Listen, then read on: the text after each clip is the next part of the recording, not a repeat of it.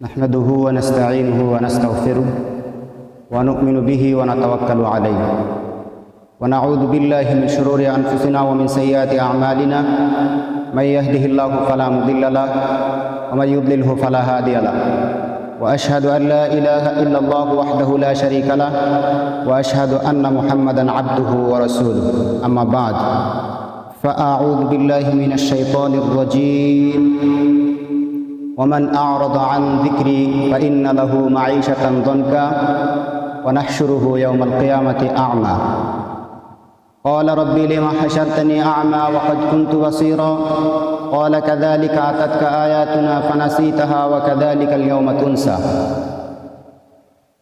وقال رسول الله صلى الله عليه وسلم من رأى منكم منكرا فليغير بيده ومن لم يستطع فبلسانه ومن لم يستطع فبقلبه وذلك ضعف الإيمان রওয়াহু মুসলিম। সমস্ত প্রশংসা ও তারিফ সেই মহান আল্লাহ রব্বুল আলামিনের দরবারে, যেই মহান আল্লাহ রব্বুল আলামিন আমাদেরকে আজকে এই ধারাবাহিক সাপ্তাহিক প্রতি শুক্রবারের দার্সের প্রথম দার্সে আজকে উপস্থিত হওয়ার জন্য তৌফিক দান করেছেন। এই জন্য আমরা সকলেই শুকরিয়া স্বরূপ বলি আলহামদুলিল্লাহ। দরুদ বর্ষিত হোক প্রিয় নবী মুহাম্মদ রাসূলুল্লাহ, সকলকে বলতে হবে সাল্লাল্লাহু আলাইহি ওয়াসাল্লামের প্রতি আমরা সকলেই বলি সাল্লাল্লাহু আলাইহি ওয়াসাল্লাম। বাংলাদেশ জমিয়তে আহলে হাদিস ও জমিয়তে সুবহানা আহলে হাদিস কর্তৃক আয়োজিত ফতেপুর শাখার আজকে এই ধারাবাহিক দার্সের আলোচ্য বিষয়বস্তু হলো দাওয়াতি কাজের গুরুত্ব। যেহেতু আজকে প্রথম দার্স, সুতরাং আমরা আজকে দাওয়াত যে দিতে হবে, কি পরিমাণ দিতে হবে, এটা নিয়ে আলোচনা করব ইনশাআল্লাহ।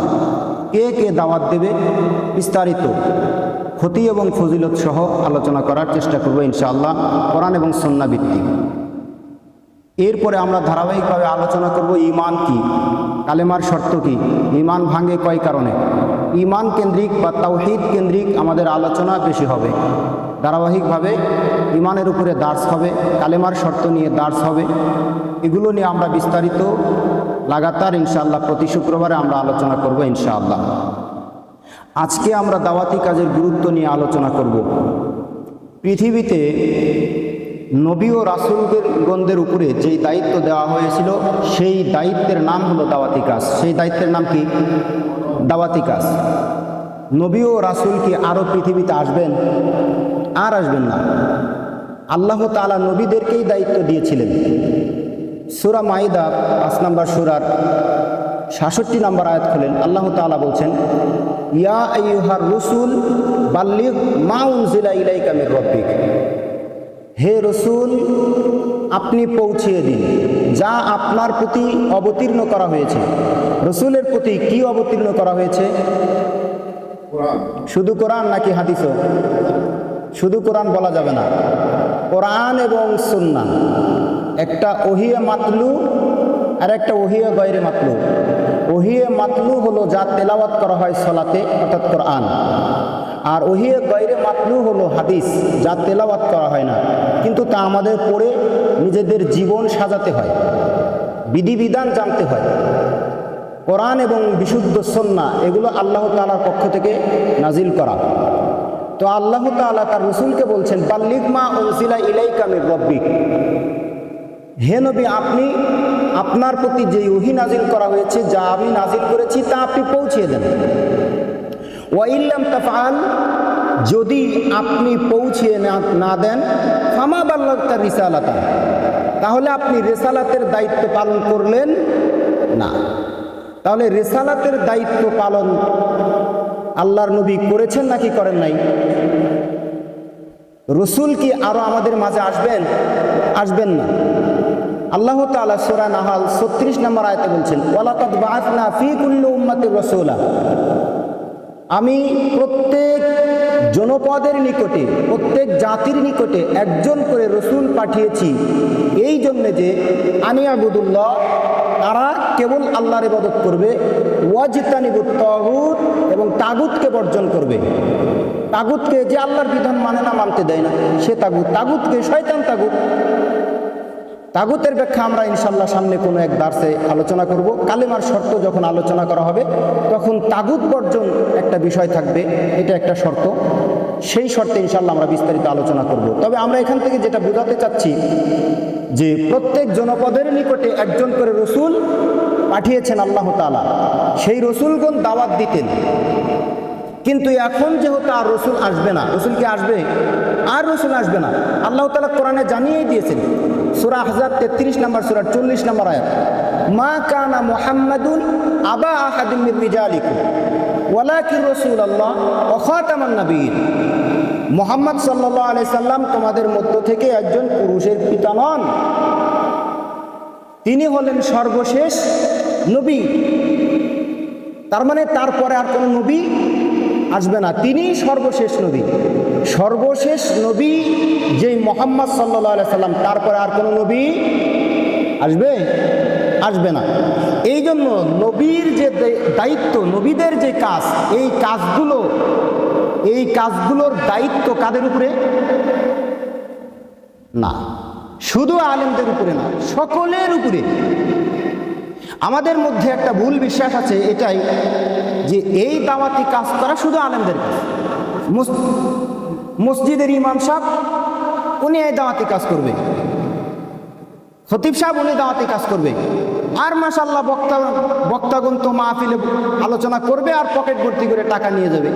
টাকা যদি কম হয় তখন দেখবেন তার মুখ কালা করার যে কি অবস্থা।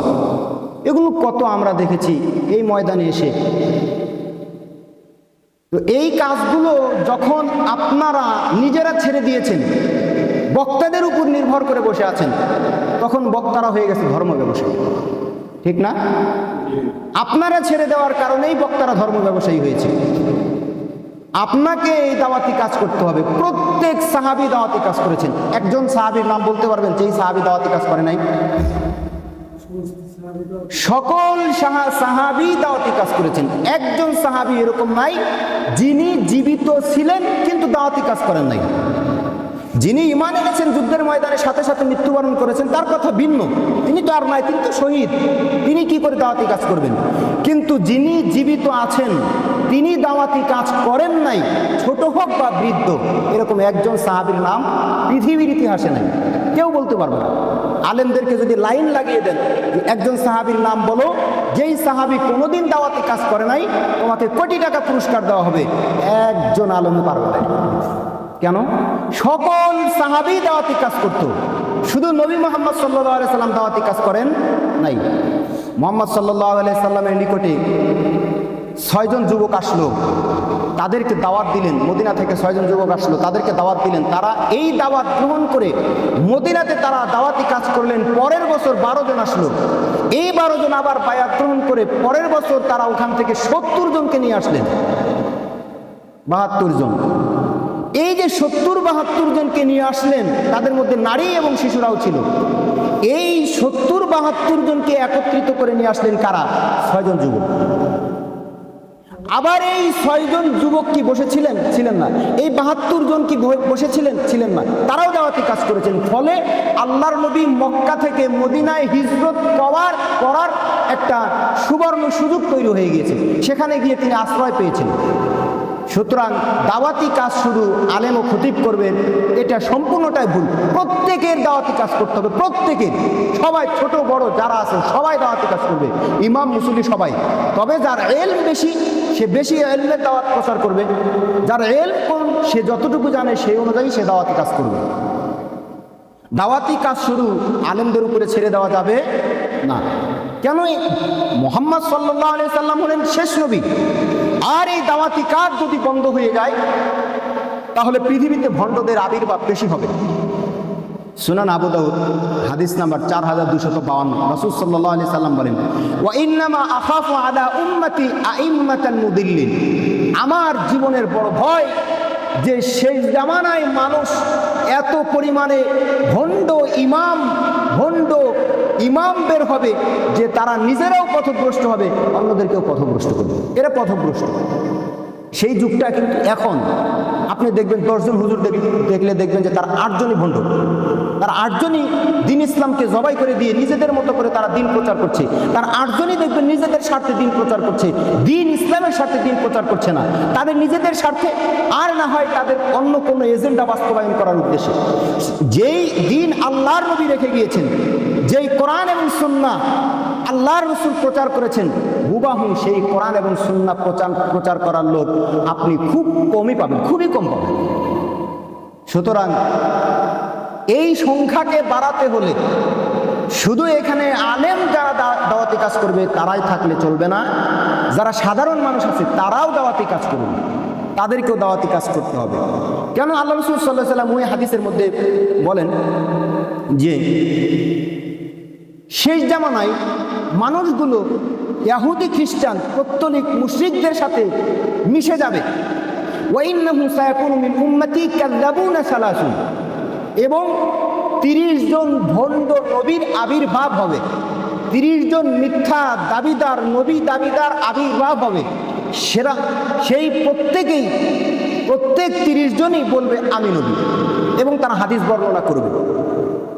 সেই ভণ্ডদের তুলনায় যদি, সেই ভণ্ডদের প্রতিহত করার জন্য যদি আপনি আপনার মসজিদ থেকে পদক্ষেপ না নেন, আপনি আপনার নিজের জায়গা থেকে পদক্ষেপ না নেন, তাহলে তো এই ভণ্ডদের যে হাদিস, জাল হাদিস আর দুর্বল হাদিস, এই হাদিসগুলো আর সহি হাদিসগুলো সব মিশে একাকার হয়ে যাবে। এই জন্য আপনাকে দাওয়াতি কাজ করতে হবে। কেন করতে হবে? এই জন্য যে রাসূল সাল্লাল্লাহু আলাইহি সাল্লাম পরের অংশে বলছেন যে কুল্লুহুম ইয়াজআমু আন্নাহুম নাবিয়্যুন ওয়া আনা খাতামুন নাবিয়্যিন, তারা প্রত্যেকেই বলবে যে আমি হলাম তোমাদের মধ্যে নবী, অথচ তোমাদের জেনে রাখা উচিত আমি হলাম শেষ নবী। কে বলছেন? আল্লাহর নবী। আল্লাহর নবী সাল্লাল্লাহু আলাইহি সাল্লামই হলেন শেষ নবী, তারপরে আর কোনো নবী আসবে না। তাহলে এই যে আল্লাহর নবী শেষ নবী, নবীদের যেই কাজ, এই কাজগুলো পৃথিবীতে আছে না নাই? আছে না? এই কাজগুলো আমাদের করা দরকার না? এখন আমরা যদি বসে যাই শুধু শুক্রবারে আসবে আর এখানে জুমার খুতবা হবে আর এটাই যদি সর্বশেষ হয়, তাহলে তা হলো না। আল্লাহ রসুলকে শুধু জুমার খুতবা দিতেন? শুধু জুমার খুতবা দিতেন না, শুধু জুমার খুতবা দেননি। আল্লাহ রসুল সাল্লাল্লাহু আলাইহি সাল্লাম ব্যক্তিভিত্তিক দাওয়াতি কাজ করেছেন। আপনারা প্রত্যেকে ব্যক্তি ভিত্তিক দাওয়াতি কাজ করবেন, একজন আরেকজনকে দাওয়াত দিবেন, একজন আরেকজনকে দাওয়াত দিবেন। এখানে আপনি আজকে এসেছেন, কালকে আরেকজনকে ধরে নিয়ে আসার চেষ্টা করবেন, আগামী শুক্রবারে আরেকজনকে এখানে ধরে নিয়ে আসার চেষ্টা করবেন, একা আসবেন না। এইভাবে এখানে লোককে বাড়াতে হবে, এবং এখান থেকে আমরা ট্রেনিং দিব কিভাবে দাওয়াতি কাজ করতে হয়, এবং কোন কোন পয়েন্টগুলো আগে দাওয়াতি কাজের মধ্যে সামিল রাখতে হয়, কোনটা আগে দাওয়াত দিতে হয়, কোন বিষয়টা আগে বলতে হবে, এগুলো আমরা এখান থেকে পয়েন্টগুলো সুন্দরভাবে ধরিয়ে দেব ইনশাআল্লাহ। আর আপনারা সেই পয়েন্টে দাওয়াতি কাজ করবেন ইনশাআল্লাহ। পারবেন না ইনশাআল্লাহ? প্রত্যেকেই আমাদের এই কাজটা করতে হবে। কেন? ওই যে আল্লাহ রাসূল সাল্লাল্লাহু আলাইহি সাল্লাম মৃত্যুবরণ করেছেন, তারপরে আর নবী আসবে না। যদি আপনি দাওয়াতি কাজ না করেন, তাহলে এই পৃথিবী বিপর্যস্ত হয়ে যাবে। এই পৃথিবী দাওয়াতি কাজ করার উপরে টিকে আছে। আপনি দাওয়াতি কাজ করছেন, আলেমরা দাওয়াতি কাজ করছে বিদায় আজও পর্যন্ত এই পৃথিবী টিকে আছে। যেই দিন আলেমরা আর আপনি দাওয়াতি কাজ করা বন্ধ করে দেবেন, সেই দিনে পৃথিবী ধ্বংস হয়ে যাবে। মানুষগুলো তখন সব ইসলাম থেকে বিমুখ হয়ে থাকবে, তখন আর কালেমার কোনো লেশ মাত্র মানুষের মাঝে থাকবে না। এগুলো কখন হবে? যখন দাওয়াতি কাজ বন্ধ হয়ে যাবে, সমাজে যখন একজন আরেকজনকে দাওয়াত দিবে না, একজন আরেকজনকে যখন তা'মুরুনা বিল মা'রুফ ওয়া তানহাউনা আনিল মুনকার, এটার উপর তারা অটল থাকবে না, তখন সমাজে এটা ঘটবে। রাসূল সাল্লাল্লাহু আলাইহি ওয়াসাল্লাম আলেমদেরকে বিশেষ করে দায়িত্ব দিয়েছেন, এই কথা ঠিক। তিনি বলেন, সুনান আবু দাউদ হাদিস নাম্বার 3641, ওয়া ইন্না ফাদলাল আলিমি আলাল আবিদি কাফাদলিল কামার লাইলাতাল বদর, নিশ্চয়ই একজন আলেমের মর্যাদা সাধারণ মানুষের উপরে চন্দ্রের মতো, পূর্ণিমার চাঁদের মতো সমস্ত তারকাদের মধ্যে। অর্থাৎ আপনি যখন পূর্ণিমার রাতে আকাশের দিকে তাকালেই দেখবেন বহু অসংখ্য অগণিত তারকা আছে, তার মধ্যে বিশাল বড় একটা চাঁদ সুন্দর আলো দিচ্ছে, মিটিমিটি করে আলো দিচ্ছে, তামাম পৃথিবী আলোটা ছড়িয়ে দিচ্ছে, তাই না? আল্লাহ রাসূল সাল্লাল্লাহু আলাইহি সাল্লাম বললেন, আলেমগণ হলো ওই চন্দ্রের মতো, আর সাধারণ মানুষ তারা হলো নক্ষত্রের মতো। শুধু যদি চাঁদ থাকে, নক্ষত্র না থাকে, তাহলে আকাশ দেখতে ভালো লাগে? ভালো লাগে না। সুতরাং শুধু আলেমরা দাওয়াতি কাজ করবে বিষয়টা এমন নয়, আপনাকেও দাওয়াতি কাজ করতে হবে। আপনার এলম যতটুকু আছে, আপনার এলম অনুযায়ী আপনাকে দাওয়াতি কাজ করতে হবে। আর এটা শুরু করতে হবে কোথা থেকে? আল্লাহ তাআলা সূরা তাহরিমের 6 নম্বর আয়াতে বলছেন, ইয়া আইয়ুহাল্লাযীনা আমানু উ আনফুসাকুম ওয়া আহলিকুম নারা, হে ঈমানদারগণ, তোমরা নিজেরা বাঁচো জাহান্নামের আগুন থেকে এবং তোমাদের পরিবারকে বাঁচাও। আপনি দাওয়াতি কাজ শুরু করবেন কোথা থেকে? আপনার বাড়ি থেকে। আপনার দাওয়াতি কাজ শুরু হবে না বাজার থেকে, আপনার দাওয়াতি কাজ শুরু হবে না মসজিদ থেকে। আমি দাওয়াতি কাজ শুরু করেছি আমার বাড়ি থেকে। আমি আমার বাড়ি দিয়ে প্রথমে আমার বাড়িতে দাওয়াতি কাজ শুরু করেছি। আপনি যদি আমার বাড়িতে, আমার ভাই ব্রাদার এখানে আছে, তাদের সাথে যদি যোগাযোগ করেন দেখবেন আমি বাড়ির সকল সদস্যদেরকে বসে নিজে সেখানে জান্নাত জাহান্নামের তাওহীদ, ঈমান, আমল, আকীদা এগুলো নিয়ে আলোচনা করেছি। এরপর হাত তুলে আল্লাহর কাছে, একাকে হাত তুলে আল্লাহর কাছে মোনাজাত করেছি, তারা আমিন আমিন বলেছে। শুরু করতে হবে। কেন? আল্লাহ বলেছেন যে কু আনফুসাকুম, নিজে বাঁচো। আমি যখন বেঁচেছি, বাঁচার চেষ্টা করছি, ওয়া আহলিকুম নার, আমার পরিবারকে বাঁচাতে হবে। আগে আপনাকে দাওয়াতি কাজ করতে হবে নিজের পরিবার থেকে। আল্লাহ তাআলা বলছেন ওয়া আনজির আশিরাতাকাল আকরাবিন, আপনি আপনার নিকট আত্মীয় যারা আছে তাদেরকে দিয়ে আপনি দাওয়াতি কাজ শুরু করুন। নিকট আত্মীয়, আত্মীয় বলতে কাকে বোঝায়? আত্মীয় বলতে যার সাথে আত্মার সম্পর্ক আছে তাকে বলা হয় আত্মীয়। বুঝেননি? আত্মা দিয়ে যার সম্পর্ক, আত্মার সাথে আত্মার যে সম্পর্ক, এটাকে বলা হয় আত্মীয়তার সম্পর্ক। এই আত্মীয়তার সম্পর্ক সর্বপ্রথম আপনার পিতা আপনার মাতার সাথে, তাই নয়? এই জন্য দাওয়াতের প্রথম হক রাখে আপনার পিতা এবং আপনার মাতা। আপনার আত্মীয় স্বজন, আপনার ভাই, আপনার বোন, তারপরে পাড়া প্রতিবেশীরা আস্তে আস্তে এইভাবে বিস্তার হয়ে যাবে এবং এক পর্যায়ে সারা পৃথিবীব্যাপী আপনার দাওয়াতি কাজ চলবে। আল্লাহ তাআলা কবুল করুন। আমরা যে হাদিসটি বলছিলাম, রাসূল সাল্লাল্লাহু আলাইহি সাল্লাম বললেন আলেমগণ হলো পূর্ণিমার চাঁদের মতো, আর সাধারণ মানুষ হলো তারকার মতো। এরপর আল্লাহ রাসূল সাল্লাল্লাহু আলাইহি সাল্লাম বলছেন ওয়া ইন্নাল উলামা ওয়ারাসাতুল আম্বিয়া, আর আলেমগণ হলো নবীগণের ওয়ারিস। আলেমগণ কি? নবীগণের ওয়ারিস। নবীগণের ওয়ারিস আলেমগণ। সুতরাং এই আলেমদের দায়িত্ব তারা পৌঁছে দেবে। নবীগণের ওয়ারিস যেহেতু আলেমগণ, নবীরা যেই কাজ করেছেন আলেমরা ওই একই কাজ করবে। এবার একটা পয়েন্ট, আল্লাহ তাআলা সূরা ইয়াসিনে বলছেন ইত্তাবিউ মাল্লা ইয়াসআলুকুম আজরা ওয়া হুম মুহতাদুন, তোমরা অনুসরণ করো ওই ব্যক্তির, মান লা ইয়াসআলুকুম আজরা, যেই ব্যক্তি তোমাদের কাছে প্রতিদান চায় না, ওয়া হুম মুহতাদুন, সেই হলো হেদায়েত প্রাপ্ত। তাহলে আপনাকে অনুসরণ করতে হবে ওই দায়ী, যেই দায়ী আপনার কাছে বিনিময় চায় না, যেই দায়ী আপনার কাছে টাকা চায় না। এই আমি আপনাদের এখানে এসেছি, এখানে আমি আমার নিজের থেকে এসেছি, এখানে প্রথম পরিকল্পনাকারী আমি বলিনি যে আমাকে তেল খরচা দিতে হবে, আমাকে কোনো হাদিয়া দিতে হবে। আমি কোনোদিন কোনো প্রোগ্রামে বলিনি, এবং প্রোগ্রাম শেষ হলে টাকার জন্য বসে থাকতে হবে এটার কখনো তোয়াক্কা করিনি। কেন? যে আল্লাহ বলছেন মাল্লা ইয়াসআলুকুম আজরা ওয়া হুম মুহতাদুন, ওই ব্যক্তি তো হেদায়েত প্রাপ্ত যেই ব্যক্তি দাওয়াতি কাজ করবে, পয়সা চাবে না। আর যারা তাদের অনুসরণ করবে তারাও হেদায়েত প্রাপ্ত হবে। আগে আমাকে সংশোধন হতে হবে, তাই নয় কি? আমি নিজেই সংশোধন না, আমি নিজেই দুনিয়ামুখী হয়ে বসে আছি, তাহলে মানুষ আমার থেকে কিছু পাবে? আমার থেকে কোনো তাসির পাবে? আমার থেকে কোনো প্রভাব পাবে না তো। এই জন্য আগে আমাকে সংশোধন হতে হবে। আপনাদের কাছে দোয়া চাই, আল্লাহ তাআলা যেন আগে আমাকে সংশোধন করেন, এবং আমিও আপনাদের জন্য দোয়া করি আল্লাহ তাআলা যেন আমাকে সাথে নিয়ে আপনাদেরকেও সকলকেই এরকম সংশোধন হওয়ার জন্য তৌফিক দান করেন, আমিন। তাহলে নবী যেহেতু আসবে না, সুতরাং এই দায়িত্ব, এই কাজ শুধুমাত্র আলেমদের উপরে বার্তাবে না, বরং সমস্ত মানুষদের উপরে এই দাওয়াতি কাজ বার্তাবে। তবে আলেমগণ ইলমের ওয়ারিস, আলেমরা বিশুদ্ধ এল আপনাকে দিবে। সেই বিশুদ্ধ এল অনুযায়ী আপনি আপনার সমাজে, আপনার বাড়িতে, আপনার ফ্যামিলিতে এটা আপনি প্রচার করবেন। এটা আপনার উপরে দায়িত্ব। আল্লাহ তাআলা বলছেন দাওয়াতি কাজ না করার ক্ষতি কি? দেখেন, 1 নম্বর ক্ষতি, যদি কেউ দাওয়াতি কাজ না করে তাহলে সে মুশরিকদের অন্তর্ভুক্ত হয়ে যায়। নাউজুবিল্লাহ বললেন না?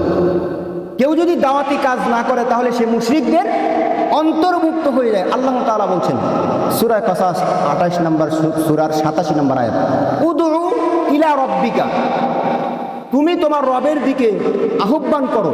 ওয়ালা তাকুনান্না মিনাল মুশরিকিন, খবরদার মুশরিকদের অন্তর্ভুক্ত হও না। মুশরিকরা একজন আরেকজনকে সৎ কাজের আদেশ করে না, মুশরিকরা একজন আরেকজনকে অসৎ কাজের নিষেধ করে না। কেন? যদি এটা করে তাহলে তারা নিজেরা অসৎ কাজ করতে পারবে না। আপনিও যদি সৎ কাজের আদেশ না করেন, অসৎ কাজের নিষেধ না করেন, দাওয়াতি কাজ না করেন, তাহলে আপনারও মুশরিকদের আচরণের কারণে আপনারও মুশরিক হওয়ার সম্ভাবনা রয়ে গেছে।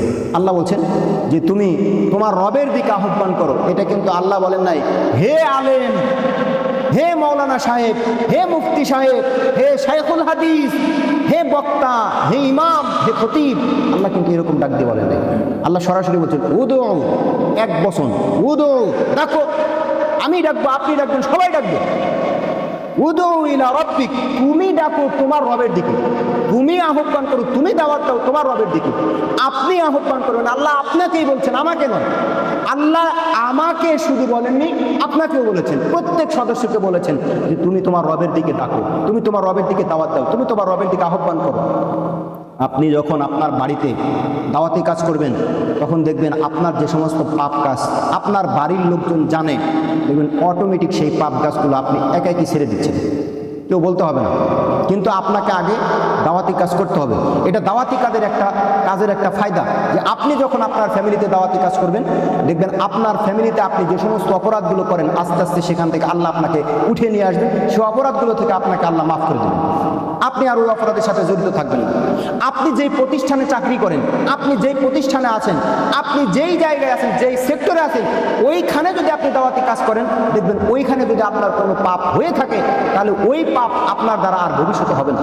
আস্তে আস্তে আল্লাহ ওখান থেকে মুক্তি দান করবেন। সুতরাং আপনার মনের ভিতরে হীনমন্যতা থাকা যাবে না যে আমি নিজে এই পাপ কাজটা করি, এখানে আমি এই লোকদেরকে কিভাবে দাওয়াতি কাজ করি। আপনি শুরু করেন, আপনি শুরু করার সাথে সাথে আপনার ঈমানের বরকতে, দাওয়াতি কাজের বরকতে দেখবেন আপনি ওই পাপ কাজটা ছেড়ে দিয়েছেন। এটা দাওয়াতি কাজের একটা ফজিলত। দাওয়াতি কাজ যদি না করা হয় তাহলে আল্লাহর পক্ষ থেকে গজব আসবে, আল্লাহ তাআলার পক্ষ থেকে গজব আসবে। এবং যারা দাওয়াতি কাজ করবে না তারা যদি আল্লাহর কাছে মোনাজাত ধরে দোয়া করে তাদের দোয়া কবুল হবে না। তারা যতই দোয়া করুক আল্লাহ তাআলা তাদের দোয়াকে কবুল করবে না যদি কেউ দাওয়াতি কাজ না করে। দোয়া কবুল করতে হলে আপনাকে দাওয়াতি কাজ করতে হবে। দাওয়াতি কাজ বোঝেন তো? সৎ কাজের আদেশ, অসৎ কাজের নিষেধ। আপনার পরিবারে, আপনার সমাজে, আপনার রাষ্ট্রে, আপনি যেখানে আছেন সেইখানে আপনাকে সৎ কাজের আদেশ করতে হবে, অসৎ কাজের নিষেধ করতে হবে। আর প্রথমে যে দাওয়াতটা দিতে হবে তা হলো তাওহীদের দাওয়াত। যদি আপনি দাওয়াতি কাজ না করেন তাহলে আল্লাহর পক্ষ থেকে গজব আসবে এবং আপনার দোয়া কবুল হবে না। মর্মে নবী সাল্লাল্লাহু আলাইহি ওয়াসাল্লাম তিরমিজি 2169 নম্বর হাদিসে বলছেন, ওয়াল্লাযী নাফসি বিয়াদিহি লা তা'মুরুন্না বিল মা'রুফ, ওই আল্লাহর কসম করে বলছি যে আল্লাহর হাতে আমার প্রাণ রয়েছে, লা তা'মুরুন্না বিল মা'রুফ, যদি তোমরা সৎ কাজের আদেশ না দাও, ওয়ালা তানহাবুন্না আনিল মুনকার, অথবা তোমরা অসৎ কাজে নিষেধ না করো, আউলা ইউশিকান্নাল্লাহু আইয়াবা'আতা আলাইকুম ইকাবাম মিনহু, তাহলে আল্লাহ তাআলার পক্ষ থেকে অবশ্যই তোমাদের প্রতি গজব নাজিল হবে। আল্লাহ তাআলার পক্ষ থেকে আযাব, শাস্তি নাজিল হবে। কিসের কারণে? আল্লাহর নবী বলছেন তোমরা অবশ্যই দাওয়াতি কাজ করবে, অবশ্যই তোমরা সৎ কাজের আদেশ করবে, অসৎ কাজে নিষেধ করবে। যদি তোমরা না করো তাহলে আল্লাহর পক্ষ থেকে গজব আসবে। কিভাবে গজব আসবে? আপনি দেখছেন যে আপনার ছেলেটা বিড়ি খাচ্ছে, আপনি কিছু বলছেন না কেন? আপনি নিজে খান, এই জন্য আপনার ছেলেটাকে বিড়ি খাওয়া থেকে বাধা দিচ্ছেন না। ফলে আপনার এই ছেলেটা সাহস পেয়ে যাবে, পরবর্তীতে দেখবেন আপনার ছেলেটা আপনার সামনেই বিড়ি খাবে। এরপরেও যদি কিছু না বলেন তাহলে দেখবেন আপনার এই ছেলেটা আপনার সামনে সিগারেট খাবে। এরপরেও যদি কিছু না বলেন হঠাৎ করে একদিন শুনতে পাবেন বন্ধু বান্ধবদের কাছে এই ছেলেটা গাঁজা খায়। হচ্ছে না সমাজে এটা? এরপরে দেখবেন যে আপনার এই ছেলেটা গাঁজা শুধু আপনার বন্ধু বান্ধবদের, ওই ছেলের বন্ধু বান্ধবের কাছে শুনছেন। বিষয়টা এমন নয়, আপনার ছেলের বেডিং এর ভিতরে যে রুমে থাকে এই রুমটা পুরো দুর্গন্ধে ভরে গিয়েছে গাঁজার কারণে।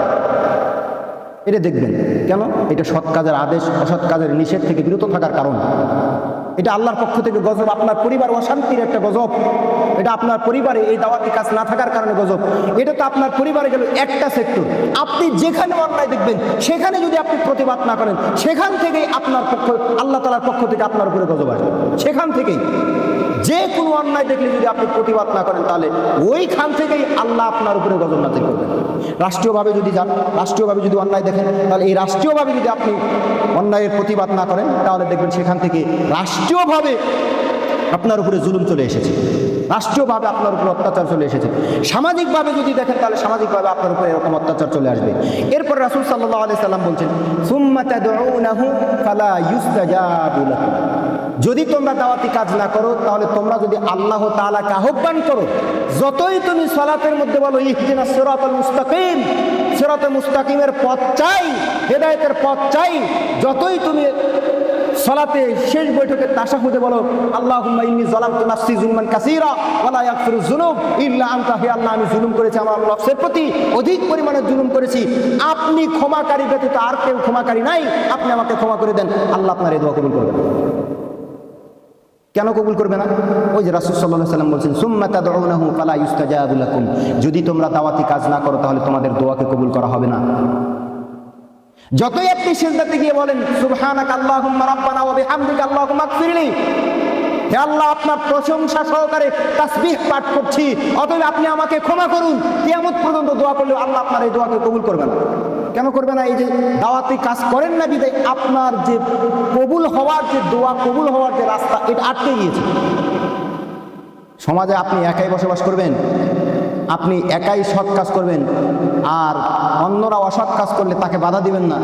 যদি এরকম হয়, তাহলে আপনার এই সৎ কাজ দিয়ে আপনার উপরেও আল্লাহ গজব নাযিল করবে, সকলের উপরে করবে, আপনাকে আল্লাহ আলাদাভাবে বাদ দিয়ে এটা করবে না, বরং আপনার উপরেও আল্লাহ গজব নাযিল করবে।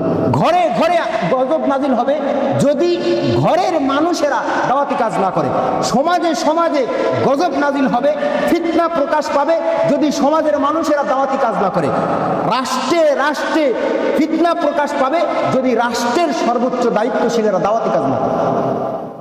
রাষ্ট্রে সর্বোচ্চ দায়িত্বশীলরা কি দাওয়াতি কাজ করে? এরা তো চুরি নিয়ে ব্যস্ত, এরকম খুন খারাপি নিয়ে ব্যস্ত, এরা দাওয়াতি কাজ করবে? এই জন্যই তো সমাজে এত চুরি, এত খুন খারাপি। সমাজে এত খুন খারাপি কেন? এই একটাই কারণ, এদেশের রাষ্ট্রের দায়িত্ব যারা আছে তারা কেউ কোরআন সুন্নাহ বোঝে না এবং দাওয়াতি কাজ করে না।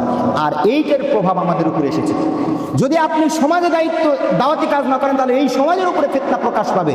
যদি আপনার বাড়িতে আপনি দাওয়াতি কাজ না করেন, তাহলে আপনার বাড়িতে এই ফিতনা প্রকাশ পাবে না। আমি বলছি না, আল্লাহ তাআলা বলছেন সূরা আনফাল 8 নম্বর সূরা 25 নম্বর আয়াত, আল্লাহ তাআলা বলছেন ওয়াত্তাকু, তোমরা ভয় করো, লা তুসিবান্না ফিতনা লা তুসিবান্নাল্লাযীনা যালামু মিনকুম খাসাহ, ওই ফিতনাকে তোমরা ভয় করো যেই ফিতনা শুধুমাত্র তোমাদের একার উপরে আসবে না, সকলের উপরেই আসবে, প্রত্যেকের উপরে এই ফিতনা আসবে। কোন ফিতনা? দাওয়াতি কাজ না করার কারণে যে ফিতনা আসবে, এই ফিতনা সকলের উপরে আসবে যদি তোমরা দাওয়াতি কাজ না করো। তার মানে কেউ যদি দাওয়াতি কাজ না করে, তাহলে ওই ব্যক্তি ফিতনার মধ্যে নিমজ্জিত হয়ে যাবে।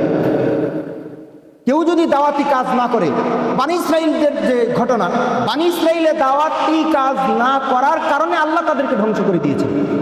সমাজে তারা দাওয়াতি কাজ করতো না, পরস্পরে তারা সৎ কাজের আদেশ অসৎ কাজের নিষেধ তারা করতো না, তারা কোরআন ও সুন্নাহর দাওয়াত দিত না, তাওহীদের দাওয়াত দিত না, ফলে তারা নিজেরা ধ্বংস হয়ে গেছে। আল্লাহ তাদেরকে ধ্বংস করে দিয়েছেন। সূরা মাইদা 5 নম্বর সূরা 69 নম্বর আয়াতে আল্লাহ তাআলা বলছেন, 79 নম্বর আয়াতে আল্লাহ তাআলা বলছেন, কানু লা ইয়াতানাহাউনা আন মুনকারিন ফাআলু, তারা পরস্পরকে নিষেধ করতো না অন্যায় কাজ থেকে।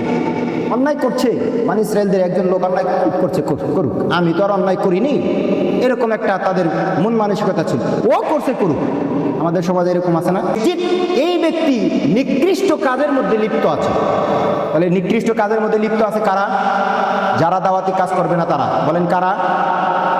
যারা দাওয়াতি কাজ করবে না তারা। তাহলে আমরা কি নিকৃষ্টকারী কাজকারীদের অন্তর্ভুক্ত হতে চাই? তাহলে আমাদের কি করতে হবে? দাওয়াতি কাজ করতে হবে প্রত্যেকেই। আমি বলেছি এটা আমার একা দায়িত্ব না, সবার দায়িত্ব। হ্যাঁ, হ্যাঁ, সকল মুমিনদের উপরে এটা দায়িত্ব। যদি দাওয়াতি কাজ না করেন তাহলে বোঝা যাবে আপনার ঈমান দুর্বল, আপনার ঈমান একেবারে নিবু। কখন যেন আপনার ঈমান ধাপ করে নিভে যাবে। দাওয়াতি কাজ যদি আপনি না করেন তাহলে আপনার ঈমান এতটাই দুর্বল, যে কোনো সময় আপনার ঈমান নিভে যাবে, মানে আপনার ঈমান চলে যেতে পারে। কেন জানেন? আল্লাহ তাআলা বলছেন যে ওমান আ'রাদা আন যিকরি ওমান আযলামু মিম্মান যুক্কিরা বিআয়াতি রাব্বিহি সুম্মা আ'রাদা আনহা। যেই ব্যক্তিকে কোরআন সুন্নাহ দিয়ে উপদেশ দেওয়া হয় অতঃপর সে তা গ্রহণ করে না, উল্টা পৃষ্ঠ প্রদর্শন করে চলে, তাহলে এই ব্যক্তি হলো দিন বিমুখতা। আর কেউ যদি দিন বিমুখতা হয়ে চলে, উপদেশ গ্রহণ করে না চলে, আল্লাহ বলছেন উদউ, তোমরা ডাকো, কিন্তু আপনি এই বিধানটা মানলেন না, আল্লাহর এই দাওয়াতি কাজ, আল্লাহর এই আদেশটাকে আপনি মেনে নিলেন না, তাহলে আপনি এই আয়াতটাকে মেনে নিচ্ছেন না, মানছেন না, এটাকে পৃষ্ঠ প্রদর্শন করে চলছেন। আর আল্লাহ বলছেন মান আযলামু, ওই ব্যক্তির চাইতে জালেম আর কে হইতে পারে? আর মিম্মান যুক্কিরা বিআয়াতি রাব্বি, যাকে তার রবের আয়াত দিয়ে ডাকা হয়। কিভাবে ডাকা হয়? এই যে আমরা বললাম যে তোমরা দাওয়াতি কাজ করো, তোমরা দাওয়াতি কাজ করো, এইভাবে ডাকা হয়, কিন্তু সে দাওয়াতি কাজ করে না। সুম্মা আ'রাদা আনহা, এই হলো দিন বিমুখতাকারী, এই দিন থেকে বহিষ্কার হয়ে গিয়েছে। অর্থাৎ ঈমান ভঙ্গের যে 10টি কারণ আছে তার মধ্যে 10 নম্বর কারণ হলো দিন থেকে বিমুখ থাকা। দিন থেকে বিমুখ থাকা মানে কোরআন সুন্নাহ দিয়ে যেই উপদেশ আছে এই উপদেশগুলো অন্তরে না নিয়ে আমল না করা, এটার নাম হলো দিন থেকে বিমুখ থাকা। সুতরাং এই আদেশ যেহেতু আল্লাহ তাআলার ফরমান, সুতরাং আপনি যদি দাওয়াতি কাজ না করেন তাহলে আপনার ঈমান ভেঙে যাওয়ার সম্ভাবনা আছে দিন থেকে বিমুখ থাকার কারণে। বড় জটিল নয়। ঈমান ভেঙে গেলে আরো কোনো আমল কাজে দিবে? কোনো কাজে দিবে না। উযু ভেঙে গেলে কি ওই উযু দিয়ে নামাজ পড়লে হবে, সালাত পড়লে হবে? হবে না। সালাতের মধ্যে যদি অট্ট হাসি হেসে দেন তাহলে সালাত ভেঙে যাবে না? সালাতের মধ্যে যদি বায়ু হাওয়া নির্গত করে দেন তাহলে আপনার সালাত ভেঙে যাবে না? এরপরে যদি আপনি হুজ্জতি করে সালাত করেন, কাজ হবে? ঠিক তদ্রূপভাবে যদি আপনার ঈমান ভেঙে যায়, এরপরেও যদি আপনি মসজিদে এসে নামাজ পড়েন, কাজ হবে? হবে না। এই জন্য ঈমান ভঙ্গের কারণগুলো আপনাকে ঠিক রাখতে হবে। আর এটার মধ্যে একটা হলো দিন থেকে বিমুখ থাকা। দিন থেকে বিমুখ থাকা যাবে না। আপনাকে সদা সর্বদাই কোরআন এবং সুন্নাহর আশ্রয়ে থাকতে হবে। সদা সর্বদাই প্রতিদিন কিছু না কিছু করতে হবে। অন্তত সপ্তাহে একদিন হলেও আপনাকে এরকম দার্সে আসতে হবে। এই জন্যই আপনাদের এই দার্সের আয়োজন করা। প্রতি সপ্তাহে আমরা আসতে পারবো না ইনশাল্লাহ? একটা দিনে এই সময় দিতে পারবেন না? আল্লাহ তো আপনাকে জীবন দিয়েছে, সেই আল্লাহর পথে আপনি মাত্র মাগরিব থেকে এসা এইটুকু সময় ব্যয় করতে পারবেন না? তাহলে আপনি আল্লাহর কাছে কি জবাব দেবেন? কি জবাব আছে আল্লাহর কাছে আপনার, যদি এইটুকু সময় আল্লাহর পথে দিতে না পারেন দিন অর্জনের জন্য? সারা জীবন আপনি সালাত আদায় করতে থাকলেন, কিন্তু পুরোটাই ভুল, কখনো আপনি এটা চিন্তা করলেন না। সারা জীবন নিজের ভিতরে ঈমান আছে এটা মনে করে নিয়েছেন, কিন্তু কখনো দেখলেন না কোরআন এবং সুন্নাহর নিরিখে, কখনো যাচাই করলেন না যে আসলে আমার ঈমান আছে না নাই। সারা জীবন ইসলাম প্রতিষ্ঠা করলেন, কিন্তু ইসলাম প্রতিষ্ঠা হয় 2 কারণে, দাওয়াত ও জিহাদের মাধ্যমে, কিন্তু এইটা কখনো বুঝে দেখলেন না, তাহলে আপনি কেমন হলেন? সুতরাং দিন থেকে বিমুখ হওয়া যাবে না, কখনোই যাওয়া যাবে না। যদি আপনি দাওয়াতি কাজ না করেন তাহলে দুর্বল ঈমানের পরিচয়। সহিহ মুসলিম হাদিস নাম্বার 49, রাসূল সাল্লাল্লাহু আলাইহি সাল্লাম বলেন, মান রাআ মিনকুম মুনকারান ফালিয়ুগাইয়ির বিয়াদিহি। তোমাদের মধ্যে যদি তোমরা কোনো অন্যায় কাজ দেখতে পাও, তাহলে তোমরা সেই অন্যায় কাজকে শক্তি থাকলে হাত দিয়ে সেটাকে প্রতিহত করবে। এই সমাজে যদি কোনো অন্যায় কাজ হয়, এই সমাজে যদি কোথাও যদি জুয়ার আসর বসে, লটারির আসর বসে, তাহলে এই সমাজের দ্বারা দায়িত্বশীল আছে, এই সমাজের দায়িত্বশীলেরা সেটাকে ভেঙে তছনছ করে দেবে। এটা এই সমাজের দায়িত্বশীলদের কাজ। ফামান লাম ইয়াস্তাতি', যদি সে এটা করার ক্ষমতা না রাখে, তাহলে ফাবি লিসানিক, সে মুখ দিয়ে বলবে, এই তুমি এরকম অন্যায় কাজ করতেছো, এটা করা যাবে না, এটা অন্যায়, খবরদার তুমি এই অন্যায় কাজটা করবে না। এভাবে সে মুখ দিয়ে প্রতিহত করবে। ফামান লাম ইয়াস্তাতি', যদি তার মুখ দিয়ে বলার ক্ষমতাও না থাকে, তাহলে ফাবি কলবি, তার হৃদয় দিয়ে সে পরিকল্পনা করবে কি করে এই সমাজ থেকে এই সমস্ত অপরাধগুলো দূর করা যায়। তার হৃদয় থেকে প্ল্যান থাকবে, পরিকল্পনা থাকবে। ঘৃণা করবে এমনটা নয়, ঘৃণা তো থাকবেই, ঘৃণার পাশাপাশি এটাকে কি করে উৎখাত করা যায়, কি করে এই সমাজ থেকে অন্যায়কে নির্মূল করা যায়, এটা তার অন্তরে প্ল্যান পরিকল্পনা থাকবে। যদি এইটা থাকে, আল্লাহ রাসূল সাল্লাল্লাহু আলাইহি ওয়াসাল্লাম বলছেন যালিকা আযআফুল ঈমান, তাহলে এটা দুর্বল ঈমানের পরিচয়। দুর্বল ইমানের পরিচয় হলো সমাজে অন্যায় থাকলে সেটা মানে অন্যায়কে দূর করার জন্য অন্তরে প্ল্যান পরিকল্পনা করা, এটা দুর্বল ইমানের পরিচয়। মজবুত শক্ত ইমানের পরিচয় হলো লাঠি হাতে নিয়ে সে অন্যায়কে তছনছ করে দেওয়া। মজবুত শক্তিশালী ইমানের পরিচয় হলো সেটাকে কথার মাধ্যমে, কঠিন বক্তব্যের মাধ্যমে সেটাকে প্রতিহত করে দেওয়া, এটা হলো মজবুত ইমানের পরিচয়। আর দুর্বল ইমান কি? এটা অন্তর দিয়ে প্ল্যান পরিকল্পনা করে এটাকে কি করে বেস্তি করা যায়, এটাকে কি করে একেবারে নাস্তে নাবুদ করে দেওয়া যায়, এটার প্ল্যান পরিকল্পনা করে দেওয়া, এটা হলো দুর্বল ইমান। আর যদি আপনার এটাও যদি না থাকে তাহলে আপনার ইমান আছে নেই। দুর্বল ইমান শেষ পর্যায়ের ইমান তো এটা, অন্তরে প্ল্যান পরিকল্পনা করা। কিন্তু এই সমাজে অন্যায় চলে কিন্তু আপনি নিজের প্ল্যান পরিকল্পনা করছেন না, তাহলে কি আপনার ইমান আছে? দুর্বলতাও তো নাই না। এনাই যে হাদিসের অপব্যাখ্যা, ঘৃণা করা নয়, বরং এটাকে কিভাবে সরানো যায় এটার প্ল্যান করা।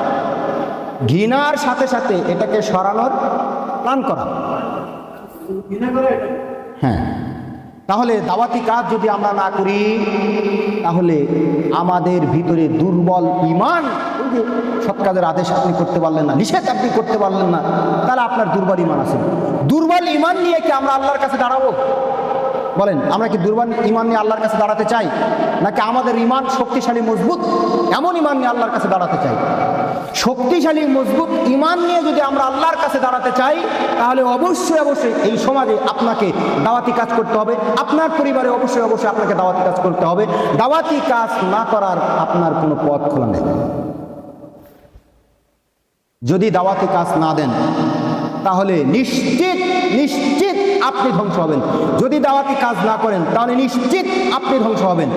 সহিহ বুখারী এবং মিশকাতের হাদিস নাম্বার 5138 রাসূল সাল্লাল্লাহু আলাইহি ওয়াসাল্লাম একটা হাদিস বর্ণনা করেছেন। হাদিসটা একটু লম্বা, আমি বাংলাতে বলছি। আল্লাহ রাসূল সাল্লাল্লাহু আলাইহি ওয়াসাল্লাম বললেন, একদল লোক জাহাজে নৌকায় ভ্রমণ করছে, দোতলা নৌকা। একটা লোক উপরতলাতে আছে, একদল লোক উপরতলায় আছে, আর একদল লোক নিচতলাতে আছে। এই জাহাজটা চলছে, নিচতলাটা পানির নিচ দিয়ে যাচ্ছে আর উপরতলাটা উপর দিয়ে যাচ্ছে। এখন নিচতলা থেকে তো আর পানি পাওয়া যাবে না, এটা তো পানির নিচ দিয়ে যাচ্ছে। এই লোক উপরে যাচ্ছে পানি আনার জন্য, কিন্তু উপরের লোকজন তাকে পানি নিতে দিচ্ছে না। লোক ফিরে এসে আবার সে কী করলো, যেহেতু তার পানির দরকার, সে একটা কুঠার দিয়ে সেই নৌকার তলা ছিদ্র করতে লাগলো, পানি লাগবে। এখন এই যে লোকটা পানি আনার জন্য যে প্ল্যানটা করেছে এটা ঠিক না ভুল? ভুল নয়। যদি এটা ছিদ্র করে তাহলে সেও মরবে, সেই নৌকাতে উপরতলায় নিচতলায় যারা আছে তারা সবাই মারা যাবে। তো এই লোকটা যখন কুঠার দিয়ে আঘাত করা শুরু করেছে, আল্লাহ রাসূল সাল্লাল্লাহু আলাইহি সাল্লাম বলছেন, অতঃপর যদি লোকেরা তাকে বাধা দেয় তাহলে সে বাঁচলো এবং নিজেরাও বাঁচলো, আর যদি বাধা না দেয় তাহলে সেও মরলো এবং সবাই মরলো। তাই নয় কি? এখন সমাজে যদি অন্যায় কাজ থাকে, এই সমাজের অন্যায় কাজ যদি আপনি দূরীভূত করার চেষ্টা না করেন, এই সমাজের অন্যায়কে যদি আপনি বাধা দেওয়ার চেষ্টা না করেন, তাহলে আপনিও মরলেন, যে অন্যায় কাজ করলো সেও মরল। এটাই আল্লাহ রাসূল সাল্লাল্লাহু আলাইহি সাল্লাম এই হাদিস থেকে বোঝাতে চাচ্ছেন। তার মানে দ্বীনি কাজ, দাওয়াতি কাজ যদি আপনি না করেন তাহলে নিশ্চিত নিশ্চিত আপনার জন্য ধ্বংস, আপনার জন্য ক্ষতি। আপনার পরবর্তীতে সময় দেওয়া হবে ইনশাআল্লাহ, আলোচনা শেষে উন্মুক্ত প্রশ্নোত্তর পর্ব থাকবে ইনশাআল্লাহ।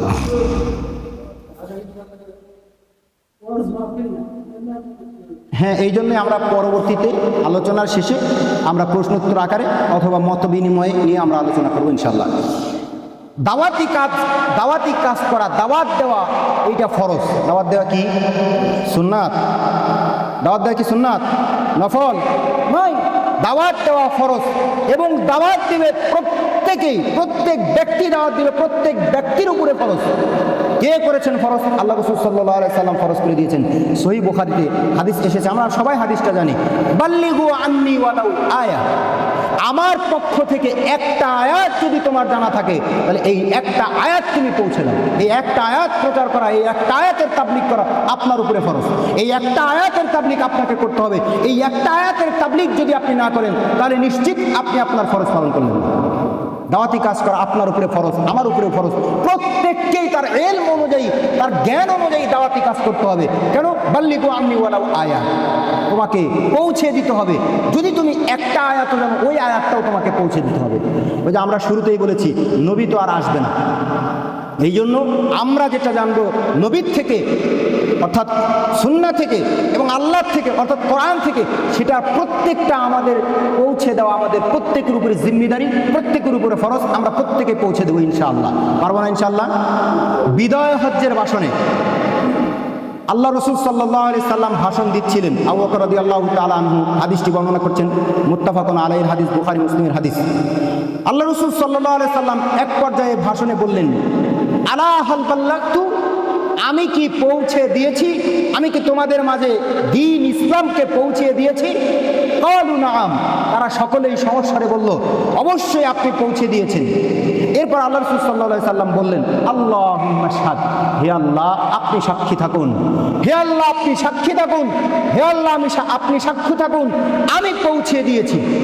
তার মানে আল্লাহর নবীর উপরে যেই দায়িত্ব দেওয়া হয়েছিল, আল্লাহ রাসূল সেই দায়িত্ব পালন করে গিয়েছেন। এরপরে এই দায়িত্ব আল্লাহর নবী আপনার উপরে দিয়ে গিয়েছেন। তখন তার আপনি ছিলেন না, উপস্থিত যারা ছিল তাদেরকে দিয়ে গিয়েছেন, আর তারা যাদেরকে পাবে তাদেরকে তারা দিয়ে গিয়েছেন।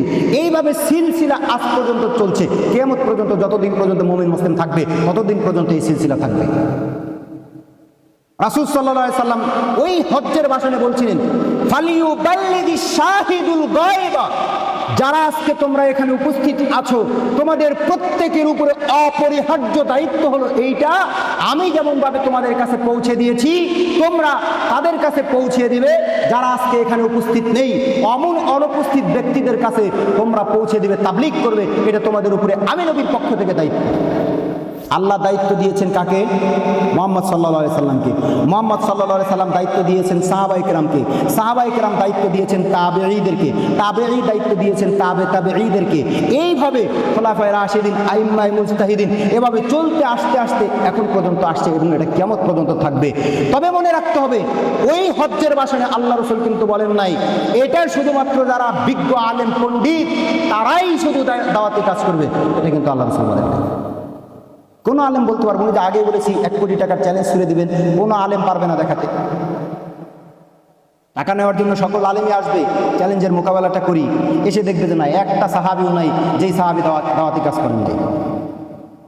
তার মানে প্রত্যেককেই আল্লাহ রাসূল এই আদেশ দিয়েছেন, আর এই আদেশ বলবৎ থাকবে আমাদের উপরে। কেন? আল্লাহ রাসূল সাল্লাল্লাহু আলাইহি সাল্লাম বলেছেন, ওয়া ইন্নাল্লাহা আমারা বিহিল মুমিনিনা বিমা আমারা বিহিল মুরসালিন, নিশ্চয়ই আল্লাহ তাআলা রাসূলদের উপরে যা আদেশ করেন এটা মুমিনদের উপরে আদেশ করেন। রাসূলদের উপরে আদেশ করা হয়েছিল দাওয়াতি কাজ করা, আর এই ধারাবাহিকতায় বজায় রেখে আল্লাহ আমাদেরকে আদেশ করেছেন দাওয়াতি কাজ করা। অতএব দাওয়াতি কাজ না করে এটা থেকে কখনো রেহাই পাওয়ার কোনো উপায় নেই। সূরা আল ইমরান 3 নম্বর সূরার 110 নম্বর আয়াতে আল্লাহ তাআলা বলছেন, কুনতুম খায়রা উম্মাতিন উখরিজাত লিন-নাস তা'মুরুনা বিল মা'রুফ ওয়া তানহাউনা আনিল মুনকার ওয়া তু'মিনুনা বিল্লাহ। কুনতুম খায়রা উম্মাতিন উখরিজাত লিন-নাস, তোমরাই হলে শ্রেষ্ঠ জাতি, তোমাদেরকে বের করা হয়েছে। তোমাদেরকে কি করা হয়েছে ভাই? কথা বলেন। বের করা হয়েছে। ঘুমিয়ে গেছেন নাকি? ঘুমিয়ে গেছেন? কোন দিকে খেয়াল? বাহিরে কি হচ্ছে ওইটা আপনারা খেয়াল দিয়েন না, আমার দিকে খেয়াল দিন। কুনতুম খায়রা উম্মাতিন উখরিজাত লিন-নাস, তোমরাই হলে শ্রেষ্ঠ জাতি, তোমাদেরকে বের করা হয়েছে মানুষের কল্যাণে। সুতরাং তোমরা অন্যায় কাজে বাধা দিবে, সৎ কাজের আদেশ করবে, আর অসৎ কাজে তোমরা নিষেধ করবে। এটা কিন্তু আল্লাহ তাআলা তোমাদেরকে শ্রেষ্ঠ হিসাবে ঘোষণা দিয়েছেন এবং তোমাদেরকে বের করে দিয়েছেন। আল্লাহ তাআলা তোমাদেরকে বের করে নিয়ে এসেছেন এই কাজ করার জন্য। সূরা আল ইমরান 104 নম্বর আয়াত খুলবেন, আল্লাহ তাআলা বলছেন, ওয়াল তাকুম মিনকুম উম্মাতুন ইয়াদউনা ইলাল খায়র, তোমাদের মধ্যে একটা দল এমন থাকা উচিত, ইয়াদউনা ইলাল খায়র, যারা কল্যাণের দিকে আহ্বান করবে, যারা আল্লাহর দিকে ডাকবে, যারা কোরআন সুন্নাহর দিকে ডাকবে, যারা তাওহীদের দিকে ডাকবে, যারা সুন্নাহর দিকে ডাকবে, যারা শিরককে বর্জন করতে বলবে, যারা বেদাতকে পরিহার করতে বলবে, এইরকম একটা দল তোমাদের মধ্যে থাকা উচিত। তোমাদেরকে কিন্তু আল্লাহ তাআলা বের করে দিয়েছে।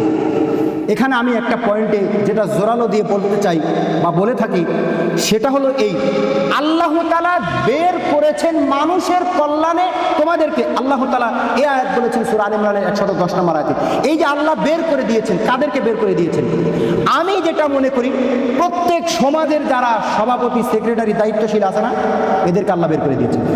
কিন্তু দুঃখজনক হলেও সত্য, এই সমাজের সভাপতি, সেক্রেটারি এরা সবচাইতে অলস, এরা সবচাইতে অলস, এরা সবচাইতে অলস। এরা কোনোদিনও দাওয়াতি কাজ করে না। করে দাওয়াতি কাজ করে এরা? অথচ এই দায়িত্বটা ছিল সভাপতি এবং সেক্রেটারি। শুধু ইমাম সাহেব এখানে খুতবা দিবে, ইমাম সাহেব খুতবা দিয়ে বলবে আর এটাই হয়ে গেল না। এটা তো ইমাম সাহেবের একা দায়িত্ব নয়। এইখানে দাওয়াতি কাজ করবে সভাপতি, সেক্রেটারি। সর্বপ্রথম তার ভূমিকা, অগ্রণী ভূমিকা পালন করবে সভাপতি এবং সেক্রেটারি। এরপরে সহসভাপতি, সহ সেক্রেটারি, আরও যারা আছে, অন্যান্য সদস্যবিন্দু যারা আছে, এরা পরবর্তীতে দায়িত্ব পালন করবে। কিন্তু সমাজের তারা নেতৃত্ব ভাগিয়ে নিয়ে গেছে, আর তারা কল্যাণ করছে। খালি কল্যাণ করছে। কিসের কল্যাণ করছে? মসজিদ বানাবে, 3 তালা বানাবে, 5 তালা বানাবে, এরকম তারা তালা বানাবে। কিন্তু এই সমাজের মানুষের ইমান নিয়ে তাদের বিন্দু পরিমাণ তাদের ভাবনা নেই, বিন্দু পরিমাণ ভাবনা নেই। যে কোনো মসজিদের সভাপতি, সেক্রেটারি বিন্দু পরিমাণ ভাবনা নেই। ইল্লা মাশাআল্লাহ 2-1টা থাকলে থাকতেও পারে, কিন্তু আমার জানা নেই। আল্লাহ তো বলে দিয়েছেন তোমাদেরকে বের করা হয়েছে। তো যদি বের করা হয়, তাহলে মসজিদের সভাপতি, সেক্রেটারি কেন দায়িত্ব পালন করলো না? এটা আল্লাহর ঘর নয়? ওয়া আন্নাল মাসাজিদা লিল্লাহ, পৃথিবীর যত মসজিদ আছে সব মসজিদ আল্লাহর ঘর, তাই নয়? মসজিদ যদি আল্লাহর ঘর হয়, তাহলে সেই আল্লাহর ঘরের সভাপতি উনি, আল্লাহর ঘরের সেক্রেটারি উনি, অথচ উনি নিজেই অন্যায় কাজের সাথে জড়িত। উনি নিজেই সুদ খায়, উনি নিজেই ঘুষ খায়, উনিও নিজেই অন্যায় করে, উনি নিজেই অন্যায় কাজে বাধা প্রদান করে না, অথচ আল্লাহর ঘরের সভাপতি, সেক্রেটারি। সমাজ পরিবর্তন হবে? জীবনেও সমাজ পরিবর্তন হবে না যদি মসজিদের সভাপতি, সেক্রেটারি এরা দাওয়াতি কাজ না করে। দুঃখজনক হলেও সত্য, মনে হয় আজকে এখানে সভাপতি, সেক্রেটারি নাই। কেন কেন থাকলো না? এদের উচিত ছিল এখানে উপস্থিত থাকা, তাদেরই দায়িত্ব, কেননা তারাই এখানে প্রধান দায়িত্বশীল। তাদের এটা উচিত ছিল এখানে থাকবে, যে কোনো মূল্যে তারা এখানে থাকবে। আর যে কোনো মূল্যে প্রত্যেকটা সমাজের সভাপতি, সেক্রেটারি যারা আছে, যারা মসজিদের দায়িত্ব, যারা সমাজের দায়িত্ব পালন করছে, তারা এটার দায়িত্ব পালন করতে থাকবে। আল্লাহ সুবহানাহু ওয়া তাআলা আমাদের এই সমস্ত সভাপতি, সেক্রেটারিকে হেদায়েত দান করুন, আমরা বলি আমিন। এদের কারণে সমাজ নষ্ট, এরাই সমাজকে ধ্বংস করেছে। এরা শুধু মসজিদ উন্নতি করতে চায়, এরা কোনোদিনও মানুষের, সমাজের ইমানকে উন্নতি করতে চায় না, কোনোদিনও চায় না। যদি তাই চাইতো, তাহলে তাদের মসজিদকে এত বড় বানানোর কোনো প্রয়োজন ছিল না। তাদের হৃদয়ে, মুমিনদের হৃদয়ে ইমান জাগ্রত করা, তাদের স্পৃহাটা তাদের বেশি থাকতো। কিন্তু তাদের এদিকে কোনো স্পৃহা নেই। নিজেরাই মুমিন আছে কি নেই, কোনো মসজিদের সভাপতি, সেক্রেটারি এরকম। এই সমাজ কী করে পরিবর্তন হয়ে যাবে? আমরা বলছিলাম, যদি দাওয়াতি কথাগুলো কি কষ্ট হয়ে গেল, কঠিন হয়ে গেল? দেখেন রাসূল সাল্লাল্লাহু আলাইহি সাল্লামের ওই হাদিসটা আমি আপনাকে বলছি, যে আল্লাহ রাসূল সাল্লাল্লাহু আলাইহি সাল্লাম বলছেন, ফাআনা আখিযুম বিহুজাজিকুম আনিন নার ওয়া হুম ইয়াকতাহিমুন ফিহা। আমি তো শুধুমাত্র তোমাদের জামার কলার ধরে টেনে ধরনেওয়ালা, অথচ তোমরা আমার থেকে ছুড়ে গিয়ে জাহান্নামে পড়ছো। হাদিস লম্বা হাদিস, তো শেষের অংশ বলছি। একজন ব্যক্তি আগুন জ্বালালো, এরপর কীটপতঙ্গ এসে সেখানে পড়তে লাগলো, কিছু কীটপতঙ্গ আগুনের মধ্যে লাফাতে লাগলো, আর কিছু উড়ে এসে পড়তে লাগলো। একজন ব্যক্তি সেই কীটপতঙ্গ আগুন থেকে তুলে তুলে ফেলে দিচ্ছে, আর যারা যে সমস্ত কীটপতঙ্গ আসছে ওগুলোকে বাঁচানোর চেষ্টা করছে। তো আল্লাহ রাসূল উদাহরণ দিয়ে বলছেন, তোমরা ওইভাবে আগুনের মধ্যে চতুর্দিক থেকে আসছো, আর কিছু মানুষ আগুনে চলে গিয়েছে, আমি ওই ব্যক্তির নয়, তোমাদের কলার ধরে, জামা ধরে তোমাদেরকে টেনে রাখছি। আনা বিহুজাজিকুম আনিন নার, আমি তোমাদেরকে বাধা দিচ্ছি। ওহুম ইয়াকতাহিমুনা ফিহা, কিন্তু তোমরা আমাকে উপেক্ষা করে সেখানে পড়ে যাচ্ছ। আমি শুধু সেটাই বললাম যে আমি আপনাদেরকে বাঁচানোর চেষ্টা করছি, আপনারা সেটাকে উপেক্ষা করে চলে যাচ্ছেন। শুনুন, রাসূল সাল্লাল্লাহু আলাইহি ওয়াসাল্লাম বলছেন, এভাবে বহু অসংখ্য অগণিত আয়াত রয়েছে, হাদিস রয়েছে। আল্লাহ তাআলা বলেন, ওয়াল আসর, সময়ের কসম। আমাদের এখানে সালাত কয়টায় হবে? দাওয়াতি কাজ আপনাকে করতে হবে। আল্লাহ তাআলা বলছেন, ওয়াযাক্কির ফাইন্না যিকরা তানফাউল মুমিনিন। তুমি নসিহত করতে থাকো, নসিহত মুমিনদের উপকারে আসবে। ফাযাক্কির ইন্নামা আনতা মুযাক্কির, আপনি নসিহত করুন, আপনাকে লাঠি চার্জকারী হিসাবে প্রেরণ করা হয়নি। আপনাকে দাওয়াত দিতে হবে, এই কথাই ঠিক, কিন্তু দাওয়াতি কাজের কারণে কে হেদায়েত পেল আর কে পেল না, এটা আপনার দেখার বিষয় না। আপনি একজন ব্যক্তির কাছে একাধিকবার দিনের দাওয়াত নিয়ে গিয়েছেন, কিন্তু সে আপনার কথা শোনে না, আপনার থেকে পৃষ্ঠ প্রদর্শন করে চলে, তবু আপনি তার কাছে বারবার যান। কেন? হেদায়েতের মালিক আল্লাহ, আপনি নন। আপনাকে আল্লাহ যেতে বলেছেন, দাওয়াত দিতে বলেছেন, আপনি তাই দিবেন। রাসূল সাল্লাল্লাহু আলাইহি সাল্লাম তার চাচা আবু তালেবকে হেদায়েত করতে পেরেছিলেন? পারেননি। কেন? যে হেদায়েতের মালিক হলেন আল্লাহ, রসুল নন। রসুল যদি হেদায়েতের মালিক না হন, তাহলে আমরা কি হেদায়েতের মালিক? হেদায়েত হবে আল্লাহ তাআলার পক্ষ থেকে, শুধুমাত্র আমরা পৌঁছে দিতে পারি, আমরা পৌঁছে দেনেওয়ালা, কিন্তু হেদায়েতকারী নন। আল্লাহ তাআলা নিজেই বলছেন, ইন্নাকা লা তাহদি মান আহবাবতা, নিশ্চয়ই তুমি যাকে ভালোবাসবে, যাকে পছন্দ মনে করবে, তাকে তুমি হেদায়েত দেবে। ওয়ালাকিন্নাল্লাহা ইয়াহদি মান ইয়াশা, এটা কখনো হতে পারে না যে তুমি যাকে ভালোবাসবে তাকে তুমি হেদায়েত করবে, বরং আল্লাহ যাকে ভালোবাসবেন তাকেই তিনি হেদায়েত দান করবেন। সূরা কসাস 56 নম্বর আয়াত। লূত আলাইহিস সালাম আর নূহ আলাইহিস সালামের স্ত্রী, নবীদের স্ত্রী হওয়ার পরেও তারা কাফের ছিল। বড় আশ্চর্যের বিষয় না? আল্লাহর নবীর স্ত্রী নিজে দাওয়াতি কাজ করছেন, এই জন্য হতাশ হওয়ার কিছু নেই। আপনি ধরে নিয়ে আসতে চাইলেন, কথা ছিল আসবে, আগামী শুক্রবারে আসবে, কিন্তু সে আসলো না, হতাশ হওয়ার কিছু নেই। ওর কপালে লেখেনি তাই আসবেন, আপনার কপালে লিখেছে তাই আপনি আসবেন। আপনার কপালে সামনে যদি লেখা থাকে তাহলে আপনি আসবেন। আপনার তকদিরে যদি হেদায়েত থাকে তাহলে আপনি আসবেন, তার তকদিরে যদি হেদায়েত থাকে তাহলে সে আসবে। কিন্তু আপনার দায়িত্ব হলো তাকে এখানে এই সেন্টারে নিয়ে এসে ধরে নিয়ে আসা, এটা আপনার দায়িত্ব। লূত আলাইহিস সালাম এবং নূহ আলাইহিস সালাম তার স্ত্রীকে হেদায়েত করতে পারেনি, অথচ তিনি নবী ছিলেন, আর আমরা তো নবী নই, আমরা কি পারবো? না। আল্লাহ তাআলা বলছেন সূরা তাহরিমের 66 নম্বর সূরার 10 নম্বর আয়াতে, কাফারু ইমরাআতা নূহ আমরাআতা লূত, নূহের স্ত্রী এবং লূতের স্ত্রী তারা কাফের ছিল, তারা নবীদেরকে মানত না। এবং পক্ষান্তরে ফেরাউনের স্ত্রী আসিয়া মুমিন ছিল না। আল্লাহ তাআলা তার ব্যাপারে বলছেন ওই পরের আয়াতে যে ইমরাআতু ফিরআউন ইয ক্বালাত রাব্বি বিনি লি ইনদাকা বাইতান ফিল জান্নাহ, ফিরআউনের স্ত্রী বলল, আল্লাহ আপনি জান্নাতে আমার জন্য একটা ঘর নির্মাণ করেন। রব্বি বিনি লি ইনদাকা বাইতান ফিল জান্নাহ, আপনার কাছে আমার একটাই চাওয়া, আপনি জান্নাতে ঘর নির্মাণ করেন। ওয়ানাজ্জিনি মিন ফিরআউন ওয়া আমালি, ফিরআউনি কর্মকাণ্ড থেকে আমাকে মুক্তি দান করেন। ওয়ানাজ্জিনি মিনাল কওমিজ যালিমিন, এই জালেম সম্প্রদায় থেকে আমাকে মুক্তি দান করেন। তার মানে আপনার দায়িত্ব হলো দাওয়াতি কাজ করা আর আল্লাহর কাছে দোয়া করা। কি দোয়া করবেন? আল্লাহ এদেরকে হিদায়াত দান করেন, আল্লাহ আপনি এদেরকে এইখানে আসার জন্য মন মানসিকতা তৈরি করে দেন, এই দোয়া আপনাকে করতে হবে। নূহ আলাইহিস সালাম প্লাবনের সময় তার ছেলেকে বললেন, ছেলে ওয়ালা ইয়া সাবি ইলাল জাবাল, তুমি আসো, এই আমার কিস্তিতে উঠে নাও। ছেলে জবাব দিল যে না, ওই যে পাহাড় দেখতে পাচ্ছেন, আমি এই পাহাড়ে উঠবো। ইয়াসিমুনি মিনাল মা, আজকের এই ভয়াবহ প্লান থেকে আমাকে এই পাহাড়ই রক্ষা করবে, আমি এই পাহাড়ের চূড়ায় উঠে যাব। এরপরে দেখলো যে ছেলে তো কথা শুনলো না, আল্লাহর কাছে দোয়া করলেন, বললেন মানাদা নূহ রাব্বাহু ফাকালা রাব্বি ইন্না বিনি মিন আহলি, ও আমার রব, এ তো আমার ছেলে, আর তুমি ওয়াদা করেছিলে যে আমি নূহ তোমার পরিবারকে ধ্বংস করবো না, এ তো আমার পরিবার, এ তো এখন পাহাড়ে উঠছে, আল্লাহ এ তো ধ্বংস হয়ে যাবে, আল্লাহ তুমি তাকে বাঁচাও।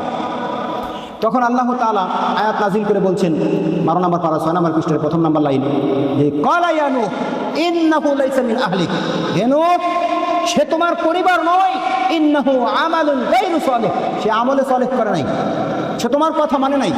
সুতরাং কে মানলো কে মানলো না এইটা আপনার দেখার বিষয়ই নয়। আপনার ঘরের সন্তান যদি না মানে তবুও দেখার বিষয় নয়, আপনার স্ত্রী যদি না মানে তবুও দেখার বিষয় নয়, কিন্তু আপনার দেখার বিষয় আপনি কতটুকু দাওয়াতি কাজ করেছেন, এটা দেখার বিষয়। আমরা প্রত্যেকে দাওয়াতি কাজ করতে পারবো না ইনশাল্লাহ। ইনশাল্লাহ বাদ বাকি আলোচনা ইনশাল্লাহ আগামী শুক্রবারে করব, এবং আগামী শুক্রবারে মাগরিব থেকে নিয়ে এসা পর্যন্ত কালেমা গ্রহণ করার শর্ত, এইগুলো নিয়ে আমরা আলোচনা করবো ইনশাল্লাহ। আজকের পয়েন্টে কিছু রেখে দিয়েছি, এটার গুরুত্ব একটু আলোচনা করব। যেহেতু লোকজন সবাই আজকে আসেনি, ঘোষণাটাও এরকম হয়নি, সুতরাং এই পয়েন্টের কিছু বলবো। আর কালেমা গ্রহণ করার 8টি শর্ত আছে। কতটি শর্ত? এই 8টি শর্ত যদি আপনার ভিতরে না থাকে তাহলে আপনি মুসলিম নন। আপনাকে যদি বলি যে আপনি একটা শর্ত বলেন, আমার মনে হয় তো পারবেন। সুতরাং এই যে একটা হয়েছে জ্ঞান অর্জন করা, সুতরাং আপনাকে হ্যাঁ দুই একটা হয়তো পারতেও পারেন কেউ, ইল্লা মাশাআল্লাহ। হ্যাঁ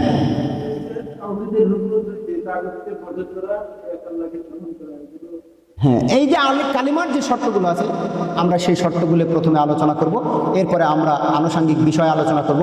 আল্লাহ সুবহানাহু ওয়া তাআলা আমাদের সকলকেই এই দার্সে সরাসরি যোগদান করার জন্য তৌফিক দান করুন, আমরা বলি আমিন। আল্লাহ তাআলা আমাদের এই দার্সকে কবুল করুন, আমরা বলি আমিন। এবং এটাকে যতদিন পর্যন্ত এইখানে মসজিদ থাকবে এবং যতদিন পর্যন্ত পৃথিবী থাকবে ততদিন পর্যন্ত যেন এভাবে দার্স ধারাবাহিকভাবে চলতে থাকে, সেই তৌফিক আল্লাহ তাআলা দান করুন, আমরা বলি আমিন।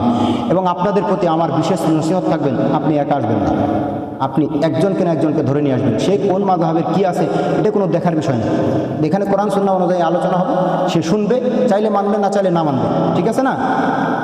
রাসূল সাল্লাল্লাহু আলাইহি সাল্লামের সাথে যুদ্ধ করতো মুনাফিকরা, কিন্তু অন্তর থেকে মানে নাই। অন্তর থেকে কেউ মানলে মানবে, না মানলে না মানবে, কিন্তু এখানে ধরে নিয়ে আসার দায়িত্ব আপনাদের প্রত্যেকের, ঠিক আছে? আমরা ইনশাআল্লাহ প্রত্যেকেই চেষ্টা করব যাতে করে এই দার্সের সাথে সকলকে সংযুক্ত করা যায়। আল্লাহ তাআলা কবুল করি, আল্লাহ তাআলা কবুল করুন, আমরা বলি আমিন।